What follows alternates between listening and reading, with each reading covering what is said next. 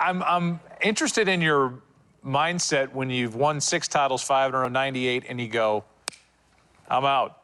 When you've been doing something 20 years, like pretty focused, or at least 17 years at that time, pretty focused competitively, week in, week out, you start to sort of burn the candle down. And what did you think you were going to do? Did you think you were really finished? No, I knew that it was a temporary thing. So I retired for 3 years when I was 26. My daughter at this time was 2 years old. She was born while I was on tour in '96. So I just wanted some time for my family and my personal life. And the band?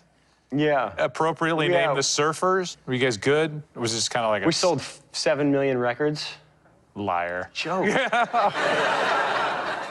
No, you could entertain. I honestly have had people come up to me and go, "That's my favorite record I've ever listened to." I'm like, "Are you serious?" Is it on iTunes? My buddy, who he's one of the managers of Pearl Jam, and he goes, his name's Kelly. He always comes up and goes, "Kelly, one of my favorite records of all time," because we were produced by T-Bone Burnett, who did the Counting Crows, he worked with Dylan, he worked with Wallflowers, I mean, you keep going down the list. And is a Hollywood legend for scoring movies and shows. Yeah, so I got into this. On that time off, I really got into music. Why do you go back in 2001? I mean, what are you trying to accomplish? What's driving you? As an athlete, you're looking for greatness. You're looking for your best. You're looking to do something you haven't done before, to accomplish something that people say you can't do. You know, there's a great MMA fighter named Anderson Silva, and he had a great quote. He said, "I just do things that other people think are impossible, and I don't see them as impossible." And I thought, what a great quote, you know, because that's really the feeling you have as an athlete. You want to be able to do things that haven't been done before, that no one's ever done, and that you only can imagine. You know, if you can imagine it, you can create it. And I've always felt that way. You know, like one of my favorite people in history was Nikola Tesla, who invented radio. He invented wireless communications 115 years ago. He tapped Niagara Falls for free energy.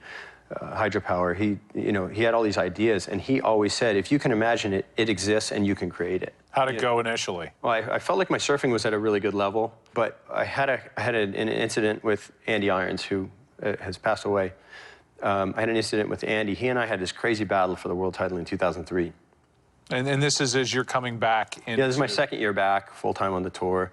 Andy was on his way up. He had won the world title in 2002. In 2003, I got myself really back in the mix, and it was he and I down. I would win one, then he would win one, then we'd make a final together, then he would win one, then I would win one, and we were back and forth. And I think we each won 3 events that year or something, and we had a couple of seconds to each other. And we got to the beach, the final heat of the final day. I mean, this thing was like scripted again. It was crazy because like we go into pipeline basically at a dead heat. But whoever beats the other by 1 result is going to win the world title, no matter what places those are. If I get 5th and he gets 3rd, he wins. Or if I get 2nd and he gets 3rd, I win. So we get to the final. It's a 4-man heat. We're about to go out. I have a whole lot of personal things playing out in my life behind the scenes with a girlfriend at the time, and my personal life, and my own confidence, and, you know, problems going on in your life. I woke up that morning and I just knew. Like, this is not my day. No, I don't think I can turn this thing around. I had just a lump in my throat, and my gut felt like I wanted to throw up all day. And then we got into the competition. I started winning a heat, and then Andy would win a heat, and then I would win a heat. And next thing you know, we're in this final together. And before we went out in the final, I went up to him, and it was a weird thing because Andy was younger than me, but I kind of looked at him like he reminded me of my older brother a lot. So we had this real crazy rivalry together that, you know, they made movies about us and stuff in the surf world and talked about it a lot, and there was a reality to it. Behind it, we had a friendship and respect for each other, but, you know, he and I there would never be I could never have another rival like this. You know, we represented so many different things in our lives and everything, but behind the scenes, we got along, but I went up to him before the heat, and no one could hear us. I was this close to him. I just said, "Man, I love you. Just good luck." And everyone thought I was trying to totally mess with him. And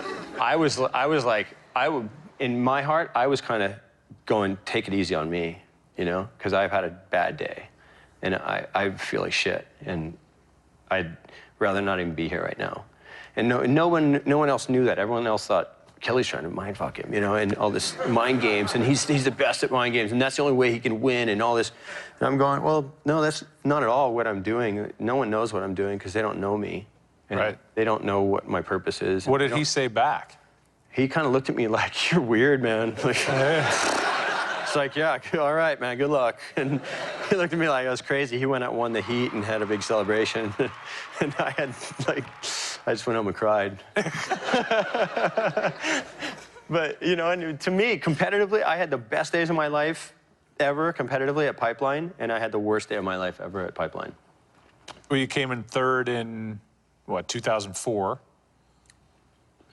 And then you did. Yeah. I'm here to tell you, you came in third.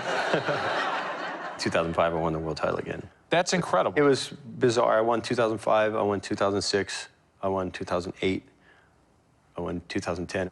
And then in 2011, they announced that I won the world title. And I went home that night, and it was cool. Like, we celebrated at the beach, blah, blah. I went home that night, and I just went, okay, I just want to double check this. I haven't won yet.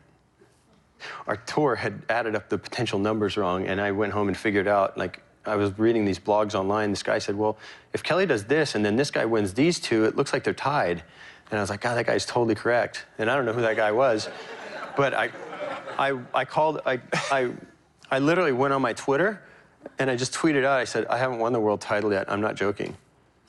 And people were like, what? And it turned into this whole debacle. And then I had all that pressure to go, and I had to win this heat the next day against a different competitor and, like, a different expectation and all this stuff. Well, let's watch this, because this is a serious wave for Kelly Slater. Off the back, looking over his shoulder on his backhand.